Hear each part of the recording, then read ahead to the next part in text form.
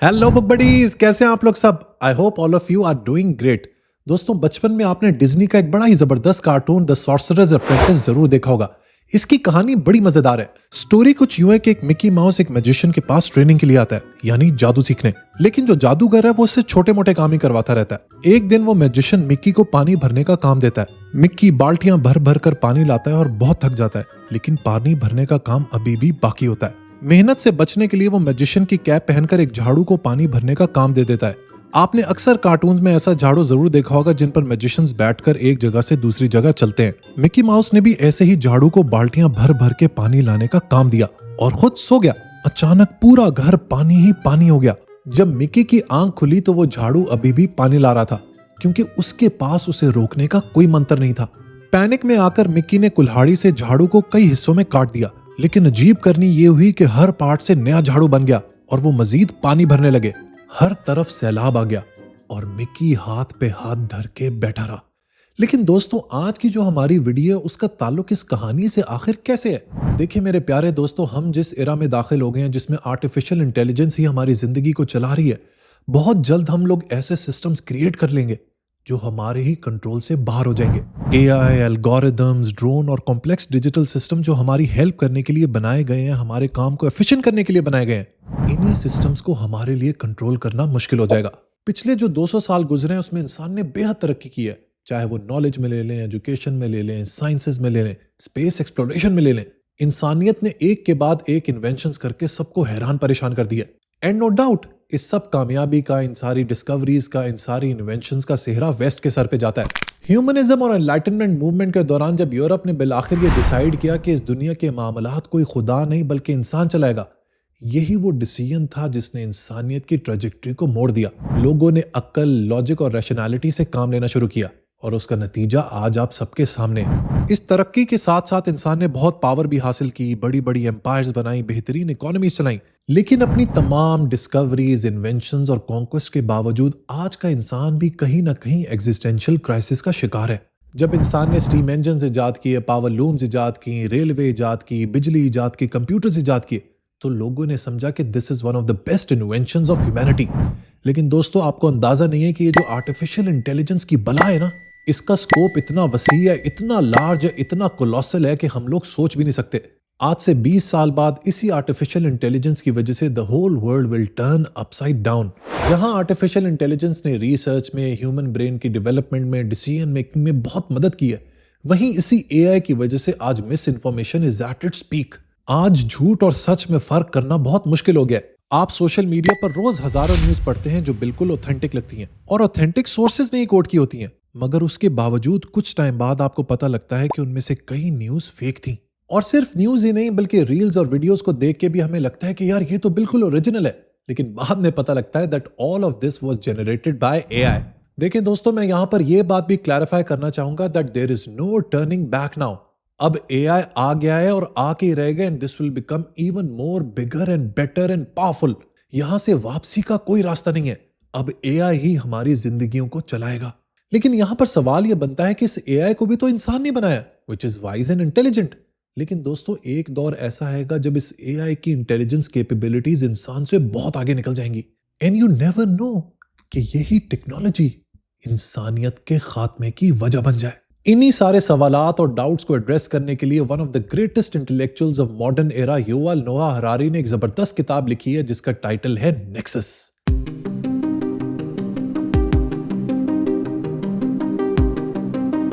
ये किताब 2024 में पब्लिश हुई और देखते ही देखते हरारी की बाकी बुक्स की तरह बेस्ट सेलर बन गई। इससे पहले कि नेक्सस के बारे में बात करें, जरा हरारी साहब के बारे में डिस्कशन कर लेते हैं। युval नोआ हरारी एक इजरायली हिस्टोरियन, फिलोसोफर और पब्लिक इंटेलेक्चुअल है जो कॉम्प्लेक्स आइडियाज को आम इंसान के लिए सिंपल और रिलेटेबल अंदाज में एक्सप्लेन करता है। उसने कुछ ऐसी बुक्स लिखी हैं जो ना सिर्फ बेस्ट सेलर्स हैं बल्कि इंसानी सोच को चैलेंज करने वाली बुक्स में टॉप लिस्टेड है। इसमें सबसे टॉप पर है सेपियंस। सेपियंस का भी मैं डिटेल रिव्यू कर चुका हूं, आप मेरे आर्काइव्स में जाके इसको जरूर देखिएगा। सेपियंस में हरारी का मेन आर्गुमेंट ये है कि ये जो सारे रिलीजन्स हैं, ये जो सारे मज़ाहिब हैं, ये सिर्फ किस्से कहानियां हैं। इसी तरह उसकी एक और बड़ी जबरदस्त किताब है जिसका टाइटल है होमोडियस। इस किताब में भी उसने फ्यूचर और टेक्नोलॉजी के बारे में डिटेल में बात की है। हरारी की एक और जबरदस्त किताब है 21 lessons for the 21st century, जिसमें वो आज के दौर के कुछ बड़े सवालों को एड्रेस करता है। इस किताब नेक्सस में हरारी एक कदम और आगे जाकर ये समझाने की कोशिश करता है कि इंफॉर्मेशन टेक्नोलॉजी और खास तौर पर एआई कैसे हमारी जिंदगी, हमारी सोच और हमारे लाइफस्टाइल को इम्पैक्ट कर रहा है। और ना सिर्फ हमारा लाइफस्टाइल, बल्कि ये टेक्नोलॉजी किस तरीके से इस दुनिया के पावर डायनामिक्स को चेंज करेगी, इसके बारे में भी डिटेल में बात की है। तो आए जरा इस नेक्सस के नेक्सस को समझते हैं। इस बुक में सबसे पहले हरारी एक बहुत ही क्रिटिकल और इंपॉर्टेंट टॉपिक को डिस्कस करता है।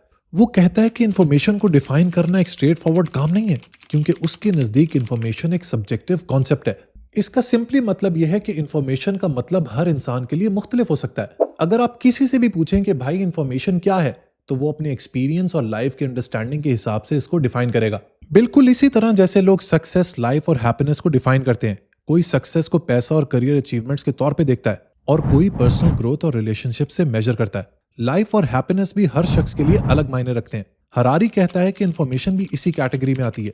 हर इंसान या हर सोसाइटी अपनी डेफिनेशन ऑफ इंफॉर्मेशन क्रिएट करती है अपने कॉन्टेक्स्ट, अपने कल्चर और नीड्स के मुताबिक। सब्जेक्टिविटी का मतलब यह है कि इंफॉर्मेशन का असर और मीनिंग यूनिवर्सल नहीं होता। जो चीज एक शख्स के लिए वैल्यूएबल और मीनिंगफुल है, जरूरी नहीं कि दूसरे के लिए भी वैसी ही हो। मिसाल के तौर पे एक साइंटिस्ट के लिए एक टेक्निकल पेपर बहुत इंपॉर्टेंट इंफॉर्मेशन रखता है, लेकिन एक आम इंसान के लिए वो कंफ्यूजिंग या इररेलेवेंट हो सकता है। इसी तरह एक न्यूज या रिपोर्ट जो एक मुल्क के लिए बहुत ही क्रिटिकल हो सकती है, वो दूसरे मुल्क के लिए शायद बहुत ही इनसिग्निफिकेंट हो। इंफॉर्मेशन की सब्जेक्टिविटी को हम इस तरह भी समझ सकते हैं कि हर शख्स की इंफॉर्मेशन को इंटरप्रेट करने की सलाहियत मुख्तलिफ होती है। हर इंसान किसी एक पीस ऑफ इंफॉर्मेशन को अपनी अंडरस्टैंडिंग, अपनी एक्सपीरियंसेस, अपनी लाइफ के सर्कमस्टांसेस के हिसाब से दिखता है। जिस तरह फ्रीडरिक नीचे ने कहा था कि there are no facts, only interpretations. यानी कि वेरी सिंपली मेरे प्यारे बुक बडीज, आज की दुनिया में ट्रूथ कुछ भी नहीं है। ट्रूथ वही है जो मैनिपुलेट करके आपके जहन में डाल दिया गया है। इसी वजह से supernatural forces, concept of God, religions और सोसाइटी के और कॉन्सेप्ट्स हर एक के लिए सब्जेक्टिव बन जाते हैं। एक ही कॉन्सेप्ट अलग लोगों के लिए अलग मतलब रखता है। यहीं पे दोस्तों आज की मेरी इस वीडियो का मैं पहला बहुत बड़ा हुक आपको देने वाला हूं, और वो ये कि इंफॉर्मेशन सिर्फ फैक्ट्स का कलेक्शन नहीं, बल्कि परसेप्शन और इंटरप्रिटेशन का कॉम्प्लेक्स नेटवर्क है।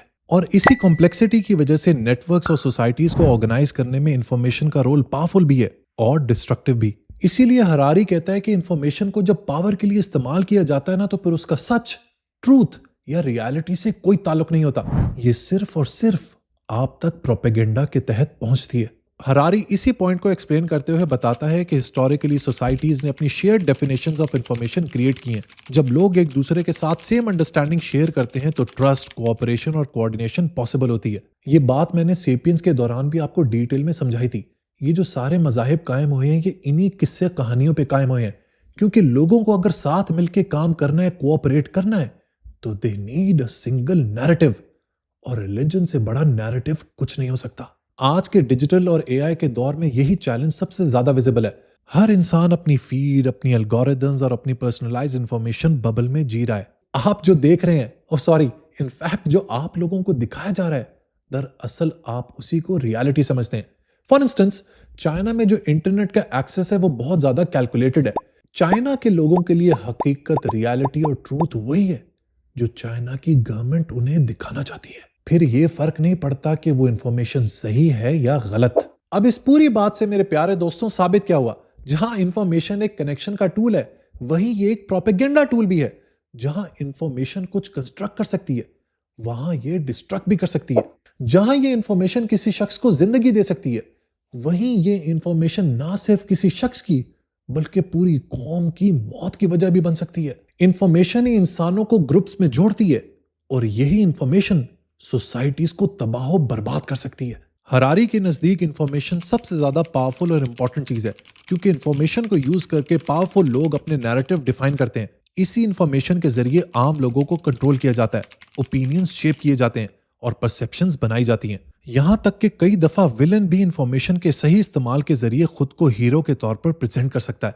ये जो सारी बातें हैं, इनको एक दफा में समझना शायद थोड़ा मुश्किल हो, लिहाजा इनको समझाने के लिए मैं आपको कुछ एग्जाम्पल्स देता हूं। हरारी इस किताब में एक बड़ी जबरदस्त और इंटरेस्टिंग स्टोरी शेयर करता है, जो ये बताती है कि कैसे इंफॉर्मेशन के सही वक्त पर पहुंचने से कई सोल्जर्स की जान बच गई। वर्ल्ड वॉर वन के दौरान आर्गन फॉरेस्ट में अमेरिकन सोल्जर्स का एक छोटा सा ग्रुप दुश्मन के घेरे में फंस चुका था। उनके पास ना तो खाना था, न एम्युनिशन और ना ही कम्युनिकेशन का कोई रिलायबल जरिया। लेकिन इससे भी ज्यादा खतरनाक बात यह थी कि उनके ऊपर उन्हीं की आर्मी के आर्टिलरी फायर हो रहे थे, क्योंकि हेडक्वार्टर्स को गलत फहमी थी कि जंगल में मौजूद लोग शायद दुश्मन के ग्रुप हैं। अब इस ग्रुप के लिए सबसे ज्यादा इंपॉर्टेंट बात यह थी कि अपने हेडक्वार्टर्स तक ये इंफॉर्मेशन पहुंचाई जाए कि हम आप ही के फायर के जद में आ चुके हैं। उस वक्त ये काम किसी मॉडर्न टेक्नोलॉजी के जरिए नहीं, बल्कि एक पिजन यानी कबूतर के जरिए हुआ। इस कबूतर का नाम था चेरामी, जिसका फ्रेंच में मतलब होता है डियर फ्रेंड। सोल्जर्स ने एक छोटा सा मैसेज लिखा और उसे चेरामी के पांव से बांधकर उसे उड़ा दिया। दुश्मन की फायरिंग और जख्मी होने के बावजूद चेरामी ने 25 मील का सफर तय किया और आखिरकार हेडक्वार्टर तक पहुंच गया। जैसे ही मैसेज मिला, आर्टिलरी फायर बंद कर दी गई और रेस्क्यू ऑपरेशन शुरू हुआ। उस वक्त एक छोटी सी पिजन के जरिए इंफॉर्मेशन से पहुंचने की वजह से इतने सारे लोगों की जान बच गई। That's the power of information. By the way, इस किताब के कवर पेज पे जो पिजन की तस्वीर है वो चेरामी की ही है। हरारी इस किताब नेक्सस में यह भी बताता है कि इंफॉर्मेशन सिर्फ जान बचा नहीं सकती, बल्कि जान ले भी सकती है। और इसके लिए वो एग्जाम्पल देता है ऑटोमन एम्पायर की। जब ऑटोमन एम्पायर मिडिल ईस्ट पर हुक्मरानी कर रही थी, उस वक्त एक secret Jewish spy network exist करता था। इस नेटवर्क का काम यह था कि ऑटोमन मिलिट्री की मूवमेंट, सप्लाई रूट्स और स्ट्रेटेजिक पोजीशंस की इंफॉर्मेशन ब्रिटिश एम्पायर तक पहुंचाई जाए। ये इंफॉर्मेशन अक्सर पिजन्स, सीक्रेट मैसेजेस और ट्रस्टेड मैसेंजर्स के जरिए भेजी जाती थी। ब्रिटिश आर्मी के लिए ये इंफॉर्मेशन बहुत ही इंपॉर्टेंट थी, क्योंकि इसी की बेसिस पे वो अपनी मिलिट्री स्ट्रैटेजी प्लान करते थे। अब आप ये देखेंगे, जो इंफॉर्मेशन ब्रिटिश एम्पायर के लिए इतनी ज्यादा कीमती और इंपॉर्टेंट है, वही इंफॉर्मेशन ऑटोमन एम्पायर के लिए कितने खतरे का साबित हो सकती है। इसीलिए जैसे ही वो स्पाई ग्रुप पकड़ा गया, उनके तमाम मेंबर्स को ऑटोमन एम्पायर ने मार दिया, क्योंकि वो ग्रुप उनके लिए एक एग्जिस्टेंशियल थ्रेट था। ब्रिटिश एम्पायर के लिए वो स्पाइज हीरो थे जो अपनी जिंदगी मुश्किल में डालकर उन्हें इंफॉर्मेशन पहुंचा रहे थे, लेकिन ऑटोमन्स के लिए वो विलन थे जो उनके बीच रहकर इंफॉर्मेशन लीक कर रहे थे। एक ही ग्रुप, एक टाइम पर विलन और एक ही टाइम पर हीरो। आज के दौर में ये इंफॉर्मेशन ट्रांसफर का काम कबूतरों के जरिए नहीं, बल्कि आर्टिफिशियल इंटेलिजेंट एजेंट्स के जरिए हो रहा है। लेकिन यहां पर एक बहुत ही बड़ा फर्क है। कबूतर खुद से डिसीजंस नहीं ले सकता, लेकिन ये आर्टिफिशियली इंटेलिजेंट एजेंट्स, ये AI machines, they are capable of independent decision making. ये एआई मशीन्स खुद पैटर्न्स बनाती हैं, प्रेडिक्शंस बनाती हैं, स्ट्रैटेजीज बनाती हैं और इंडिपेंडेंटली इसके ऊपर फैसला भी ले सकती हैं। AI can process information by itself and thereby replace, I repeat, and thereby replace humans in decision making. AI isn't a tool, it's an agent. अब ये ना बहुत बड़ी बात है।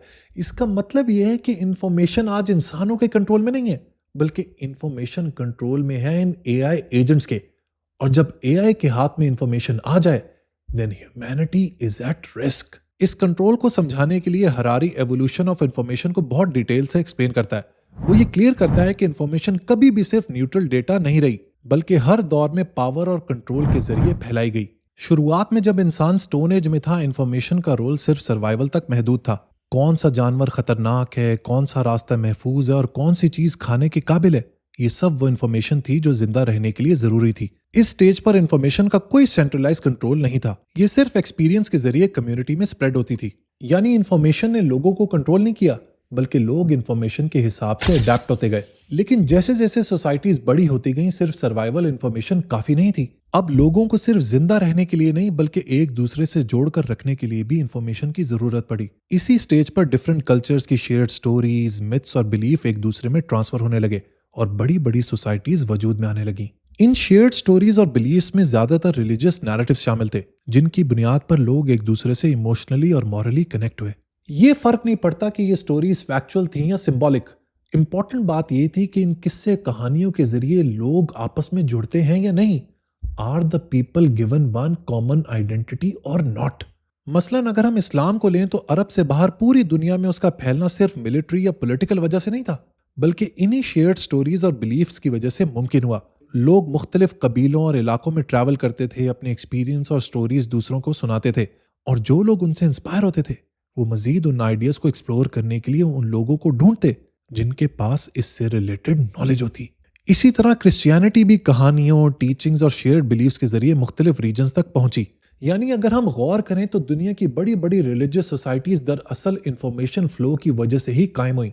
ये इंफॉर्मेशन सिर्फ फैक्ट्स का मजमूआ नहीं थी, बल्कि एक ऐसा नैरेटिव था जो इंसानों को इंसानों के साथ जोड़ता था, उनके बिहेवियर को गाइड करता था और उन्हें एक कलेक्टिव पर्पस देता था।